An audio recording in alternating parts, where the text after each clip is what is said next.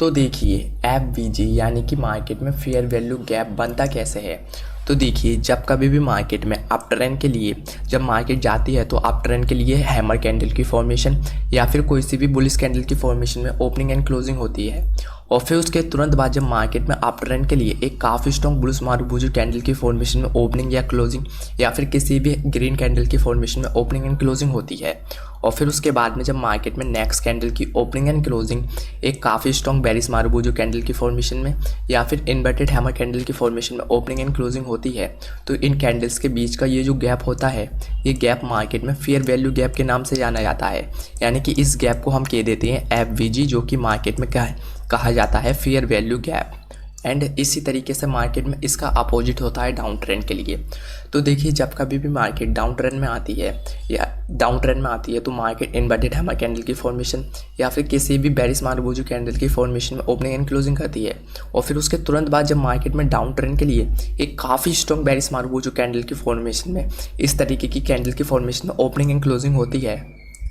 और फिर उसके बाद में जब मार्केट अप ट्रेंड के लिए एक नेक्स्ट कैंडल की ओपनिंग एंड क्लोजिंग करती है तो वह हैमर कैंडल की फॉर्मेशन में ओपनिंग या क्लोजिंग या फिर किसी भी बुलिश कैंडल की फॉर्मेशन में ओपनिंग या क्लोजिंग करती है। तो इस कैंडल्स के बीच का ये जो गैप होता है ये मार्केट में डाउन ट्रेंड के लिए एफवीजी का काम करता है। यानी कि यहाँ पर मार्केट में एफवीजी फेयर वैल्यू गैप का काम करेगा। तो इस तरीके से मार्केट में डाउन ट्रेंड के लिए एफवीजी काम करता है, यानी कि फेयर वैल्यू गैप। एंड इस तरीके से मार्केट में अप ट्रेंड के लिए फेयर वैल्यू गैप बनता है। सो आई होप आपको इतनी बात समझ में आ गई होगी कि मार्केट में फेयर वैल्यू गैप बनता कैसे है। तो चलिए अब हम इस फेयर वैल्यू गैप को यूज़ करके किस तरीके से हम अप ट्रेंड के लिए अपनी एंट्री बना सकते हैं एंड किस तरीके से हम फेयर वैल्यू गैप को डाउन ट्रेंड के लिए यूज़ करके अपनी डाउन ट्रेंड में एंट्री बना सकते हैं। तो चलिए देखते हैं।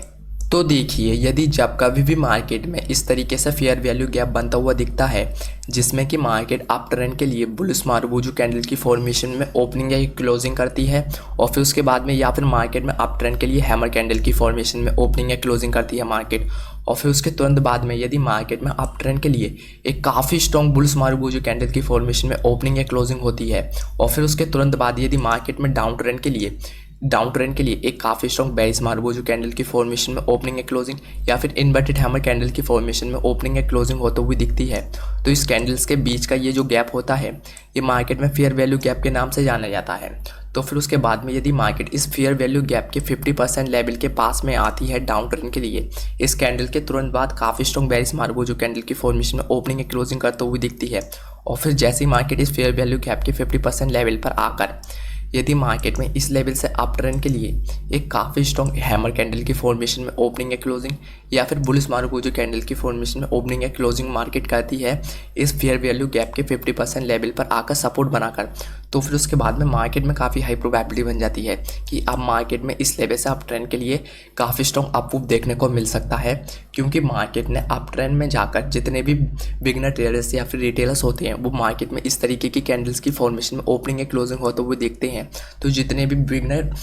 ट्रेडर यानी कि इंस्टीट्यूशनल ऑपरेटर होते हैं वो मार्केट में इसी चीज़ का फ़ायदा उठाते हैं कि जैसे ही बिगनर ट्रेडर्स अपनी एंट्री बनाते हैं अप ट्रेंड के लिए तो वो इस लेवल से डाउन ट्रेंड के लिए छोटा सा पुल बैक लेते हैं एंड फेयर वैल्यू गैप के लेवल के बीच में सपोर्ट बनाते हैं और फिर उसके बाद में अप ट्रेंड में जाते हैं। क्योंकि जैसे ही इस लेवल से वो पुल बैक लेते हैं तो जितने भी बिगनर ट्रेडर्स एंड रिटेलर्स होते हैं उन सबके स्टॉप लॉस को हिट करते हैं और फिर उसके बाद में मार्केट से उन सबकी लिक्विडिटी को ग्रैब कर लेते हैं, जिसकी वजह से मार्केट में काफ़ी ज़्यादा हाई लिक्विडिटी मार्केट को मिल जाती है, जिसकी वजह से मार्केट में अप ट्रेंड के लिए काफ़ी हाई प्रोबेबिलिटी बन जाती है कि इस लेवल से अप ट्रेंड में काफ़ी स्ट्रॉन्ग अप मूव देखने को मिलते हैं। और यही होता है, मार्केट फेयर वैल्यू गैप बनाती है, डाउन ट्रेंड में पुल बैक लेती है, फेयर वैल्यू गैप पे सपोर्ट बनाती है और फिर उसके बाद में अप ट्रेंड में काफ़ी स्ट्रॉन्ग अप मूव देती है। और इस तरीके से मार्केट में बिगनर ट्रेडर्स को एंड रिटेलर्स को ट्रैप किया जाता है और उन सबके स्टॉप लॉसों को हिट करके मार्केट से उन सबकी लिक्विडिटी को ग्रैब किया जाता है।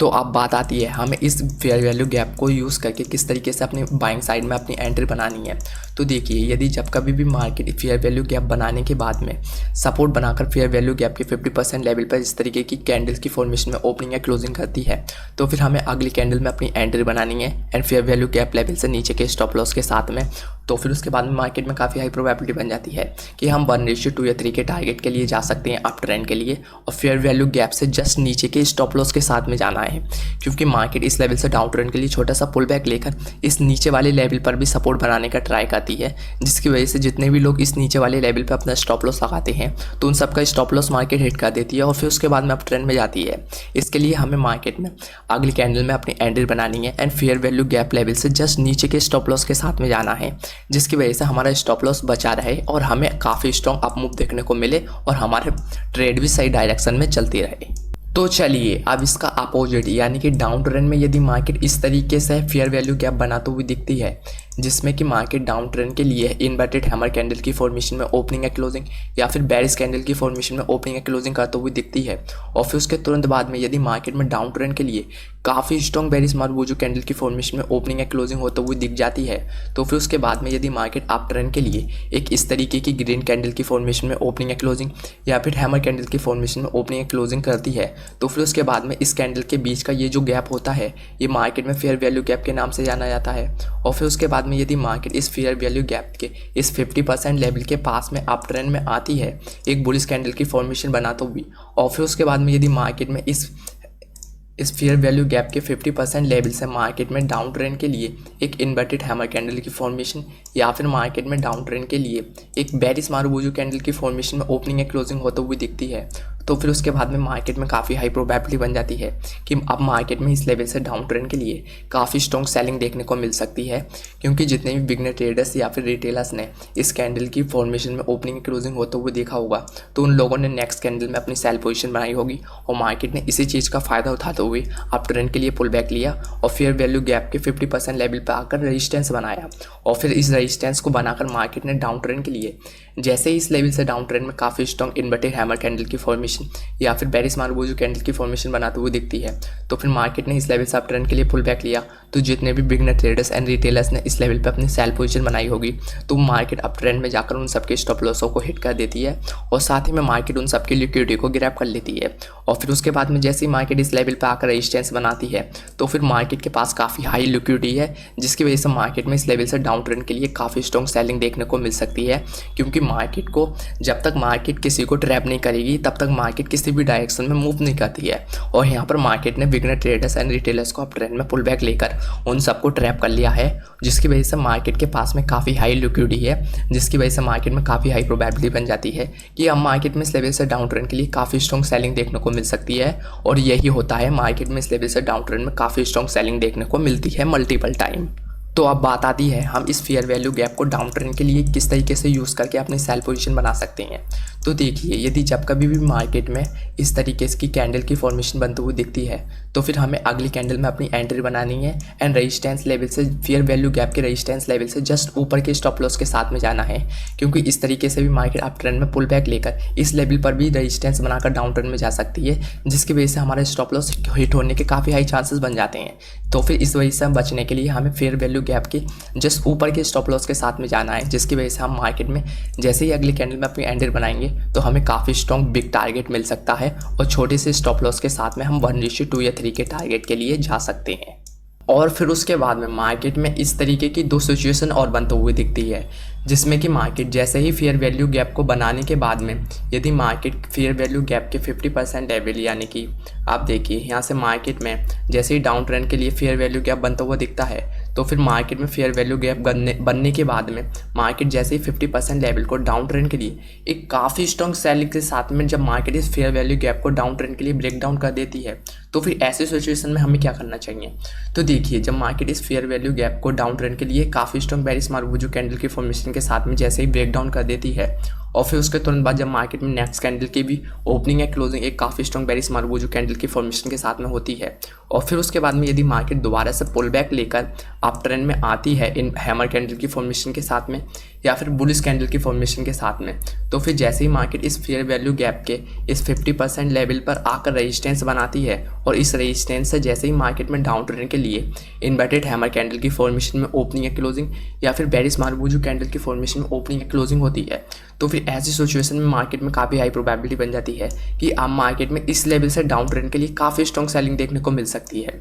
क्योंकि यहाँ पर मार्केट ने इस तरीके की बुलिश कैंडल की फॉर्मेशन में ओपनिंग या क्लोजिंग दिखाकर बायर्स को ट्रैप किया एंड इस लेवल पर मार्केट ने डाउन ट्रेंड के लिए इस तरीके की रेड कैंडल की फॉर्मेशन में ओपनिंग या क्लोजिंग दिखाकर मार्केट ने सेलर्स को ट्रैप किया। यानी कि यहाँ पर मार्केट ने बायर्स को ट्रैप कर लिया है एंड इस लेवल पर मार्केट ने सेलर्स को ट्रैप कर लिया है, जिसकी वजह से मार्केट के पास में काफ़ी हाई लिक्विडिटी बन जाती है। और जैसे ही मार्केट के पास में काफ़ी हाई लिक्विडिटी बन जाती है तो फिर उसके बाद में मार्केट जैसे ही इस लेवल से डाउन ट्रेंड के लिए रेजिस्टेंस बनाकर इन्वर्टेड हैमर कैंडल की फॉर्मेशन में ओपनिंग क्लोजिंग करते हुए दिखती है, तो फिर उसके बाद में मार्केट में काफ़ी हाई प्रोबेबिलिटी बन जाती है कि अब मार्केट में इस लेवल से डाउन ट्रेंड के लिए काफ़ी स्ट्रॉन्ग सेलिंग देखने को मिल सकती है। और मार्केट में मल्टीपल टाइम यही होता है, मार्केट में इस लेवल से डाउन ट्रेंड के लिए काफ़ी स्ट्रॉन्ग सेलिंग देखने को मिलती है। तो फिर अब बात आती है कि हम इस तरीके से फेयर वैल्यू गैप को यूज़ करके किस तरीके से सेल साइड में अपनी एंट्री बना सकते हैं। तो देखिए, यदि जब कभी भी मार्केट में इस तरीके की सिचुएशन बनते हुए दिखती है तो फिर हमें मार्केट में नेक्स्ट कैंडल में ही अपनी सेल पोजीशन बनानी है एंड फेयर वैल्यू गैप के रेजिस्टेंस लेवल से जस्ट ऊपर के स्टॉप लॉस के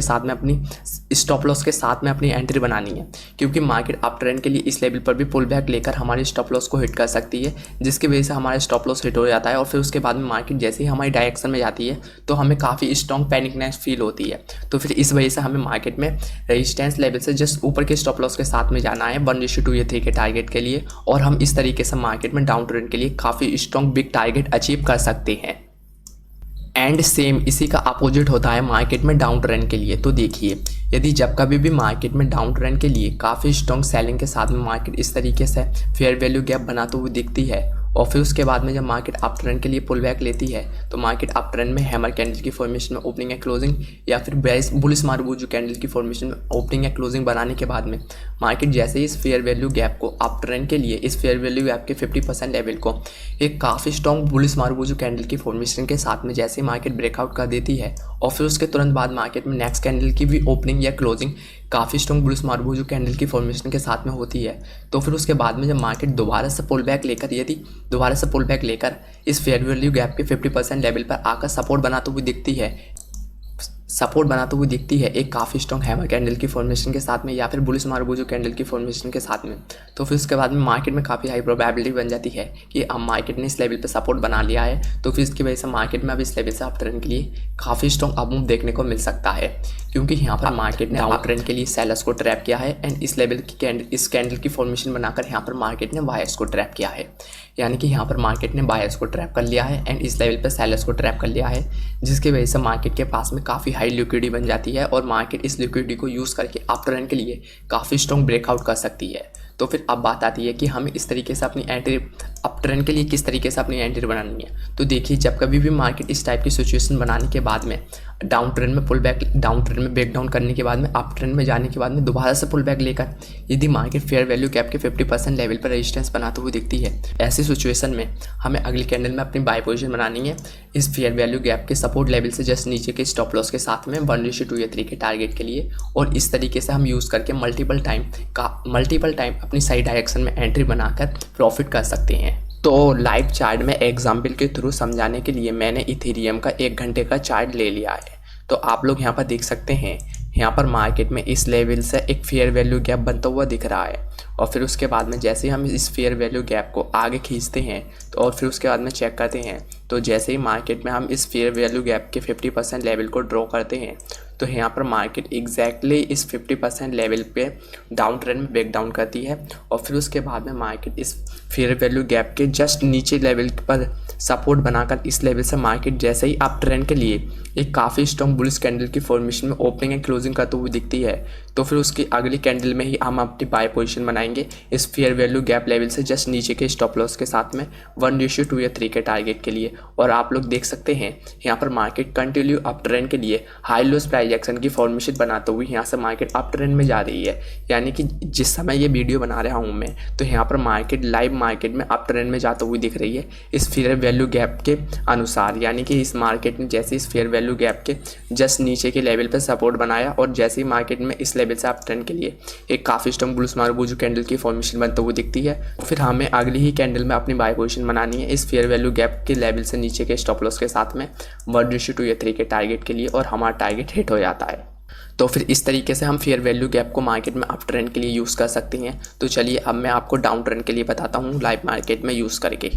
तो फेयर वैल्यू गैप के डाउन ट्रेंड के लिए एग्जाम्पल के लिए आप लोग यहाँ पर देख सकते हैं, यहाँ पर मार्केट में इस लेवल पर एक काफ़ी स्ट्रॉन्ग फेयर वैल्यू गैप बनता हुआ दिख रहा है। और जैसे ही हम मार्केट में इस फेयर वैल्यू गैप के 50% लेवल को जैसे ही हम मार्केट में ड्रॉ करते हैं और फिर उसके बाद में चेक करते हैं तो मार्केट एग्जैक्टली इस फेयर वैल्यू गैप के 50% लेवल के पास में आती है। और इस 50% लेवल से रेजिस्टेंस बनाने के बाद में जैसे ही मार्केट में इस लेवल से डाउन ट्रेंड के लिए बेरिश मारुबुजू कैंडल की फॉर्मेशन और इन्वर्टेड हैमर कैंडल की फॉर्मेशन और पिन बार कैंडल की फॉर्मेशन जैसे ही बनते हुए दिखती है, तो फिर उसके तुरंत बाद हम अगली कैंडल में अपनी सेल पोजीशन बनाएंगे इस फेयर वैल्यू गैप के रेजिस्टेंस लेवल से जस्ट ऊपर के स्टॉप लॉस के साथ में 1:2 या 3 के टारगेट के लिए। और आप लोग देख सकते हैं यहाँ पर मार्केट में डाउन ट्रेंड के लिए काफ़ी स्ट्रॉन्ग सेलिंग देखने को मिलती है। और फिर इस तरीके से हम मार्केट में डाउन ट्रेंड के लिए फेयर वैल्यू गैप को यूज़ करके मल्टीपल टाइम सही डायरेक्शन में अपना प्रॉफिट बना सकते हैं।